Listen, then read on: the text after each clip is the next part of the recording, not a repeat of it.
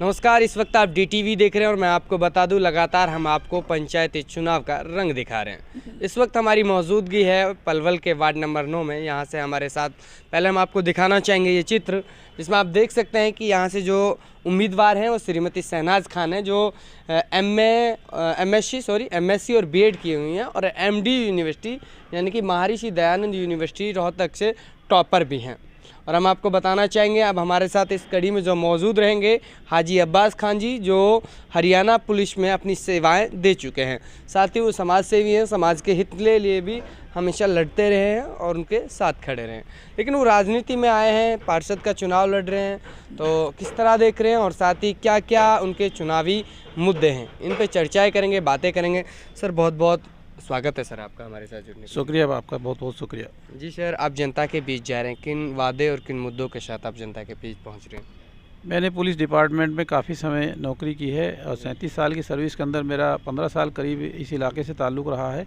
तो मैंने इलाके में जो कमज़ोरियाँ देखी हैं, जो लोगों की परेशानियाँ देखी हैं, ज़रूरतें देखी हैं, उस लिहाज से मैंने इस चुनाव में आने का फ़ैसला किया है।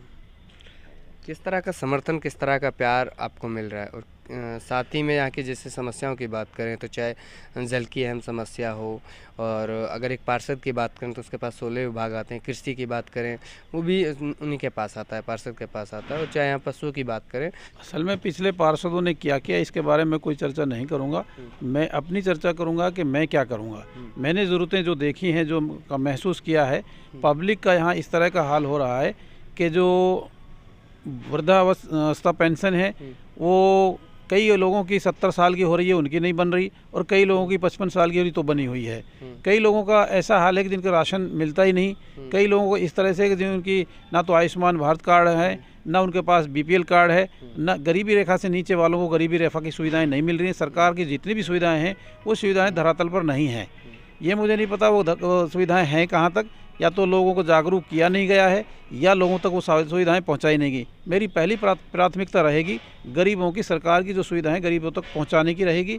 और एक और चीज़ कमी मैं देख रहा हूं यहाँ पर, हमारे इलाके के अंदर हमारे वार्ड नंबर 9 में ज़्यादातर ये समस्या है कि जितने भी सरकारी स्कूल हैं उन सरकारी स्कूलों में पर्याप्त स्टाफ नहीं है। जी बिल्कुल। मैंने बुराका का पता किया है, 6ठी 7वीं 8वीं दोनों क्लास इंपोर्टेड हैं, जिनमें करीब 150 से ऊपर बच्चे हैं। एक भी टीचर आज की तारीख में वहाँ पर तैनात नहीं है। बहुत सारे स्कूलों का यही है। मैंने RTI लगाई हुई है, रिजल्ट आ जाएगा मेरे ख्याल में। अगर जब शिक्षा का इतना बुरा हाल है तो फिर हम क्या कहेंगे आपसे।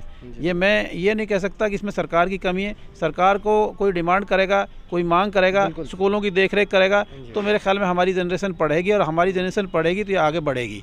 ऐसी मेरी सोच है कि मैं इलाके के अंदर तब्दीली के लिए आया हूँ, और मैं कोशिश करूँगा कि हमारी गरीबी, हमारी अनपढ़ता, हमारी जो ये सुविधाएं ना मिल पाने का कारण सिर्फ और सिर्फ एक अनपढ़ता है।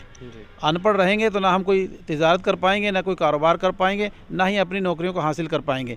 इसलिए मेरी सबसे बड़ी पहली सोच यही है कि हम अपने स्कूलों को थोड़ा ठीक करेंगे। जो टीचर हमारे अच्छे हैं उनको प्रोत्साहित करेंगे, जहाँ टीचरों की कमी है उनको भी पूरा कराने की कोशिश करेंगे। सरकार से हम गुहार लगा कर उनको फिलअप करेंगे, सारी उन वैकेंसियों को भरवाएंगे। और जितनी भी कमियां हैं, जो कुछ लोगों को BPL होने के बावजूद उनको मकान नहीं मिल पा रहा, प्लॉट नहीं मिल पा रहे, और बेचारे बहुत गरीबी से जूझ रहे हैं, उनके पास कोई पर्याप्त संसाधन नहीं है, उनके संसाधनों को सरकार के ज़रिए से पूरा कराएंगे। दूसरी चीज़, जो चीज़ बहुत सारी ऐसी चीज़ें भी देखने को आई हैं कि गाँवों के अंदर सड़कें नहीं बन रही हैं, गरारे कच्चे हैं, नालियाँ नहीं बन पा रही हैं, बहुत ज़्यादा दिक्कतें हैं। तो मैं ये समझता हूँ कि मैंने सिर्फ ये प्रण इसलिए लिया है कि मैंने अपने सर्विस पीरियड में ये चीज़ महसूस की थी कि मुझे ऊपर वाले ने मौका दिया, तो मैं पब्लिक के सम्मान के साथ साथ, पब्लिक का व्यवहार के साथ पब्लिक को ऊपर उठाने के लिए जागरूक करूँगा और उनकी सुविधाएँ उन तक पहुँचाऊँगा। जी सर, आपके वार्ड नंबर 9 में कितनी वोटें हैं और कितना % वोट आप यहाँ से जुटा पाएंगे? हमारे वार्ड के अंदर लगभग 35,000 करीब वोटें हैं, और मुझे जनता का इतना प्यार और सम्मान मिल पा रहा है कि मैं उससे ये नहीं समझ पा रहा हूँ कि मेरे सामने कोई कंपटीशन है। लेकिन फिर भी चुनाव है, और पब्लिक का इतना समर्थन के लिए मैं पब्लिक का बहुत बहुत धन्यवाद करता हूं, शुक्रिया अदा करता हूं। और पब्लिक ने जितने ज़ोर शोर से मेरे को समर्थन दिया है, हर जगह, हर गांव, गली, मोहल्ले में 36 बिरादरी का जितना मुझे प्यार और सम्मान मिल पा रहा है, मैं उसका बहुत बहुत आभारी हूं। और मैं आपके चैनल के ज़रिए से ये वादा करता हूँ कि 36 बिरादरी के लोगों ने जो मुझे सम्मान मिल रहा है, जो मुझे सम्मान दे रहे हैं, मैं इनके सम्मान पर खरा उतरूँगा। जी, क्या अपील आप जनता से करना चाहेंगे, क्या संदेश आप जनता को देना चाहेंगे? आप समाज के एक मुख्य आदमी भी रहे हैं और उसी के साथ हम आपको बता दें यहाँ कहीं ना कहीं पंचायती चुनाव में एक तस्वीर जो आती है सामने बहुत गलत हो जाती है चुनाव के बाद। तो क्या एक मैसेज, क्या एक संदेश जनता के लिए होगा सर? मैं जनता को यही संदेश दूंगा कि चुनाव आ रहे हैं, ब्लॉक समिति के भी हैं, सरपंची के भी हैं, मेंबर पंचायत के भी हैं और ज़िला परिषद के भी हैं।